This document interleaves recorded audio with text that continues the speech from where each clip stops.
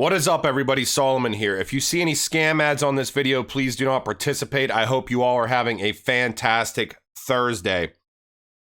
I did a video about a week ago with the verbiage new normal, which we've seen this verbiage countless times over the course of 2020 due to what's been going on in the world. Now, I wanted to touch base a little bit more on it. I know Kevin Cage has mentioned it in a video or two, where that World Economic Forum document that I found from 2018 mentions new normal in regards to finance. But, you know, I've never seen that verbiage before 2020 and what's happening across the board here in the world. But, you know, I've found many documents that refer directly in blockchain and crypto asset documents from 2018 that say new normal. And I just thought it was very interesting because if you're not aware, a new normal, and again, never cite Wikipedia, I'm just doing it for a basic little bit of information here. A new normal is a state to which an economy, society, etc. settles following a crisis, when this differs from the situation that prevailed prior to the start of the crisis. The term has been used following the financial crisis of 2007-2008, the aftermath of the 2008 to 2012 global recession, and what's been going on this year. What's interesting to me is, you know, the new normal generally happens or is generally used as phraseology during a crisis to talk about what's going to happen after the crisis is over. We were not in a crisis in 2016, 2017, 2018 from a financial standpoint. At least I'm not aware that we were. And there are multiple documents that talk directly about cryptocurrency and blockchain that mention new normal in finance. So I'm going to go over those with you today. There are some big players in here too. Just to start, this is LSE, Institute of Global Affairs, Basic Principles for Regulating Crypto Assets. Now, this is the London School of Economics and Political Science. So, okay, not that big of an institution right now. It does talk new normal in here, okay? Great, is in the reference or the cited section. Now, this is just monetary policy, economic integration, and the new normal, which was from November of 2018, okay?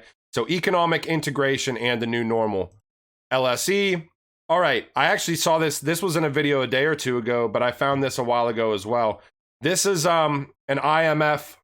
This is an IMF publication, Money Transformed, the Future of Currency in a Digital World. Finance and Development. This is from 2018 in June, okay? I showed this picture on one of my last videos too. It shows cash going to credit and debit, going to cell phones, mobile, and digital currency right here, right? They directly mention new normal in 2018. Growth or inclusion, okay? We can see here that everybody's going to have a piece of the pie, right? With the global economy enjoying its broadest synchronized expansion since 2010 and further gains forecast for this year and next, 2018 and 2019, it is tempting to conclude that economic dangers have receded and that a new normal of healthy growth is upon us. Of course, economists always see risks on the horizon, be they the buildup of financial vulnerabilities, trade protectionism, or various geopolitical calamities. One that is persistently in their sights is the risk that policymakers will grow complacent and fail to press on with the reforms needed to lay a foundation for sustained growth. Economists have long believed that improving the supply side of the economy, reducing barriers to entry in product markets, and making labor markets more flexible are notable examples, the key to sustaining growth. That is why there is so much emphasis in the IMF and other policy advice on removing impediments to the movement of goods and capital value across borders and improving economic efficiency through liberalization and deregulation. So the IMF is directly calling out new normal in this document here, right? This is extremely interesting. The rhetoric that the Bank for International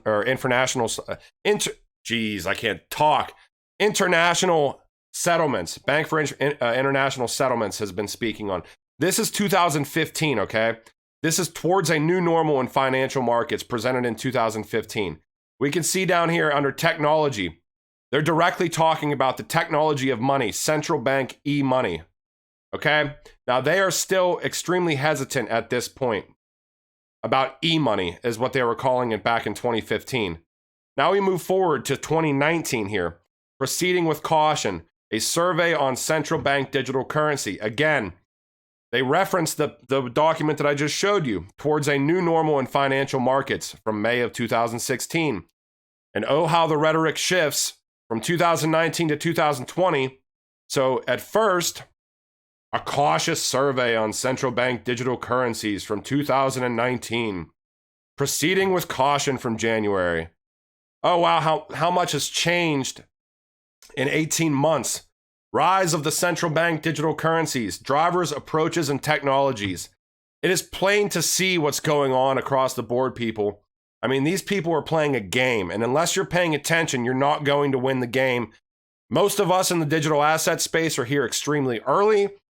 Most of the people in the world have no idea what's going on. They know that everything's going to go digital. They're either too ignorant, blind, or don't care enough to see what's coming.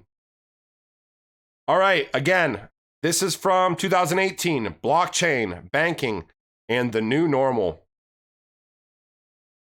Talks about how blockchain, the first article, I guess, talked about impacts and changes on logistics in the shipping industry. Now this talks about traditional finance services, fast developing landscape of so-called disruptors. Watson, Farley, and Williams is a premier international law firm based in London. It is among the top 30 UK firms and an industry leader in various sectors. The firm has over 500 attorneys and 15 offices. Okay. Another example, that was from 2018. This is point blank. Financial Services Technology 2020 and beyond from PricewaterhouseCoopers. This is embracing disruption. So much about new normal in here, okay? This document is from like 2018 no, it's like 2016. Yeah, 2016 PricewaterhouseCoopers, okay? Update your 6 priorities for 2020. Update your IT operating model to get ready for the new normal. We'll read through these real quick. Slash costs by simplifying legacy systems. Build technology capabilities to get more intelligent. Prepare your architecture to connect to anything, anywhere. Can't pay enough attention to cybersecurity. Talent and skills necessary. Digital becomes mainstream. The digital wallet, a case study. Who wins? 6 priorities again. I mean, it's pretty straightforward. They're telling you. I'm not going to sit here and say what we've been experiencing is fake, but I'm also not going to sit here and say that they're going to let a crisis go to waste, and we'll see that in a second too. Now, this is more recent, and I'm going to show you some previous ones again. This is Infosys. We know Infosys is tied into Bitcoin, Ethereum, and RippleNet. This is embracing the new normal in banking during the current pandemic that we've all been experiencing, okay? This is from this year. Now let's go back in time again, okay? I believe this is 2016 again. Accenture, who we know is a RippleNet integrator. Blockchain-enabled distributed ledgers. Are investment banks ready? It is unclear what will be the new normal threat matrix for shared ledgers among large banks, which need to connect within the corporate environment and conform to very rigid standards. And they are directly talking about blockchain. Scalability. Some digital distributed ledgers and blockchain applications have been known to scale poorly and suffer from extreme latency. Implementation. Governance is where the new normal is coming into play here. And this is directly through Accenture from 2016. All right. This is Consumer Financial Protection Bureau. This is the remittance rule. We've seen XRP mentioned in this document. It is still mentioned in this document. They go ahead and reference again, new normal. Remittance transfer providers may provide transfers to the same consumer multiple times per year, and consumers may use more than one provider in a year. Number of transfers gives an upper bound for the number of consumers that may be affected by the new normal course of business safe harbor threshold. Okay, great. That one's not as big, but still the same verbiage. This is the one that I showed before. This is from 2018 from the World Economic Forum. This is calling out the global financial and monetary system in 2030. This is directly talking about cryptocurrencies in 2018. I'm just going to read this one paragraph. Non-fiat currencies are multiplying, fueled primarily by retail buyers and speculation. The world is mesmerized by the incredible surge of cryptocurrencies and their value. The gold fever-like run of investors into the market being looked at as either as a giant bubble or the next leap in the evolution of money itself. In any case, from the World Economic Forum, cryptocurrencies have become part of the new normal as companies are starting to accept cryptocurrency and governments are opening their payment systems to it. Again, from 2019, right before any of this happened. Central bank payment news. Lots about Ripple in here. What's interesting in this document here, you type in, again, new normal, solving the cross-border conundrum. I wonder what they're talking about here. Examining how jurisdictions adapt. Developing markets must seize opportunities. These countries are not alone in adapting to the demands of the new normal. And Bitcoin, Ethereum, Ripple, XRP. Again, Ripple. Again, Ripple, crypto assets, legal, regulatory, and monetary perspectives. So this is directly in central banks payment news. We see new normal mentioned again. A new normal for interest rates, evidence from inflation indexed debt. And this is talking about zero bound and misspecification of output and inflation dynamics. Zero bound interest rates, a macroeconomic problem that occurs when the short-term nominal interest rate is at or near zero. Now, this is a long document. I'm obviously not getting into the whole thing here, but they cite new normal. They talk about new normal all the time in here, and this is previous to this year as well. So I just find it interesting. This came out on August 20th, reduction in frequency of 7-day US dollar liquidity provisioning operations as of September 1st, 2020. European Central Bank and other major central banks to reduce frequency of 7-day US dollar operations from 3 times per week to once a week. This begins on September 1st. I'm not saying this means anything. I just found it and thought it was interesting. Bank of Canada, Bank of England, Bank of Japan, Federal Reserve, they collaborated with, and Swiss National Bank here. Now they're talking about funding conditions in view of continuing improvements in US dollar funding conditions and the low demand at recent 7-day maturity US dollar liquidity providing operations. They're reducing the funding operations down from 3 times to 1 time a week. European Central Bank. Just look at some of the speeches that they've been talking about. These are the most recent ones under speeches. Okay? This is from July 17th. Never waste a crisis. This pandemic, climate change, and monetary policy. We're going to go over that in a second. Now we've got another one from July 22nd. Building the financial system of the 21st century. Now we got another one from August 26th. Going negative, the European Central Bank's experience. Now we got another one from August 27th. The pandemic emergency, the 3 challenges for the European Central Bank. Let's focus on never waste a crisis, okay? They're talking about pillars in this, okay? Carbon pricing as the central tool, which is the first pillar.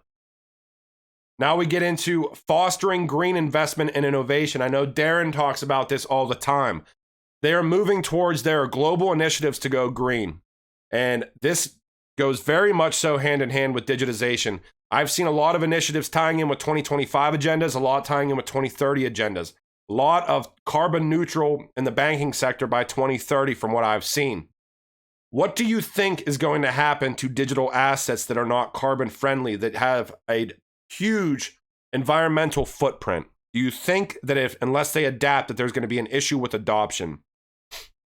Higher carbon prices, etc., etc. Greening financial markets. The third pillar needed to accelerate the transition towards a low carbon economy relates to financial markets.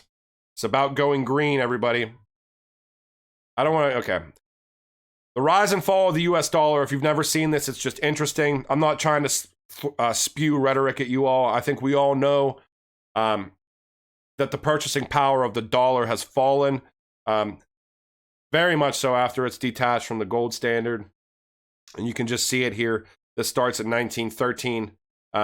You see the Fed has created, Wall Street crash, Bretton Woods, oil crisis, second oil, dot-com bubble. It just goes down and down, right? Funny enough that the dollar is the most powerful instrument in the world as far as finance is concerned. I've said it before, when the U.S. sneezes, the world catches a cold. That's true. And a lot of these countries are trying to move away from dollar-based operations, US dollar-based operations. Look at what China, look at what Russia, and I forget the third country that's doing. I think it's Iran, that are setting up their own network to move away from the SWIFT network. All right, just interesting. I'm sure some of you may have seen this before, but this is a NASA presentation. Goddard Space Flight Center. This is from 2017. This is from this gentleman right here, Daniel Mandel. This guy is presently the Earth Observing 1 mission manager, principal investigator on several NASA Earth Science Technology Office research grants on the topic of sensor webs. These efforts included collaborations with the U.S. Forest Service, blah, blah, blah, blah, blah. We get it, right? But they do directly talk about Bitcoin blockchains and efficient distributed spacecraft mission control. I may have seen this before, but I just found it again like yesterday, so I thought it was worth pointing out. Now it says private blockchain, Ripple, and others. Limited user base. Users need permission. We know XRPL is completely decentralized, but RippleNet is I believe it's semi-permissioned. Transactions, correct me if I'm wrong on that. Transactions verification, different, centralized, faster, more efficient with data storage, etc. Right? And then again, we can see from this is from Center for Space Policy and Strategy from Aerospace. They talk about Ripple in this as well. Open participation, permission, ledger. You could just run the gambit here with this. They're talking directly about distributed ledger technology. I found it interesting. Okay, more rhetoric from yesterday. I didn't present a video yesterday, but I had this pulled up. Underbanked households would benefit from a regulated blockchain. This is from the American Banker right here. So they're starting to slowly shill blockchain. This is Finastra. This is VP Bank separates treasury operations from legacy core with Finastra. So we see moving away from the legacy systems. I'm not directly tying that with XRP or RippleNet, although we do know that Finastra clients will have the capability of using on-demand liquidity through XRP. This is Boris Stuttgart. Officially announces its blockchain project for financing industrial goods. Just a little bit of a tie-in with SBI here. SBI invested into Boris Stuttgart, a digital exchange GmbH, Digital Ventures GmbH, providing a digital asset relations business or related business in Europe. Now, yesterday again, or actually this is earlier, but this is UAE government launches blockchain strategy 2021. All right, Algorand, this is today, and Arcax partner for new wave of sophisticated financial products. I believe that Arcax is an FCA regulated exchange. Algorand's dedicated to removing friction in financial markets. I actually hold a little bit of Algorand, no financial advice. I wish I would have waited to buy because we've all seen what's happened today with prices, but who cares? I tend personally to invest in projects that I want to hold a little bit longer, more than a year in the US, because you get pinged on the capital gains. So good for Algorand. All right, this is a new Polkadot to Ethereum bridge could enable cross-chain decentralized finance composability. So cool for Polkadot. And I do believe that Polkadot just did I'll call it a reshuffle or whatever, where it used to be like $250 for one, and now, or like whatever it is, and now it's like $4.50. So I think it's, however that worked out, or more tokens, less value, or something like that. But I still think Polkadot's big. You can look at the team of them, the team behind them, and they have a pretty decent team. Not financial advice. Zara picks dLocal to support e-commerce operations in Uruguay and Paraguay. And we know that dLocal is PayID. So cool. All right. I wanted to do this giveaway here just so that you guys know. This is that $50 giveaway that I had pointed out. So you guys know that I'll copy here the link. I'm going to repaste the link here. I'm going to get the comments. If it's a negative one, I'm going to move on to the next one, but I'm sure they're all positive. All right, I'm going to sort.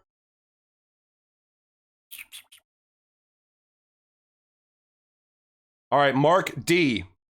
All right, Mark, so quality info as usual. Keep up the good work. Thanks, dude. Hey, I really appreciate all you guys' support and follows in this space. Finding this news on a daily basis and tying these together is difficult to do. It's a lot of work. It takes a lot of time, and especially trying to put it into a presentation for you all. Mark, if you're on Twitter, please direct message me. If not, I'll go to this video and message you. So as stated, I'll send you $50 worth of XRP. So we will be talking here shortly. All right. I hope you guys all liked this video. I hope you thought that the rhetoric, the new normal verbiage from earlier than 2020, especially when it deals with finance, crypto, and blockchain, was interesting. And if I don't do a video for the rest of the weekend, I hope you guys have a fantastic weekend. Be safe out there. Don't invest in any scams. Later. Congratulations, Mark.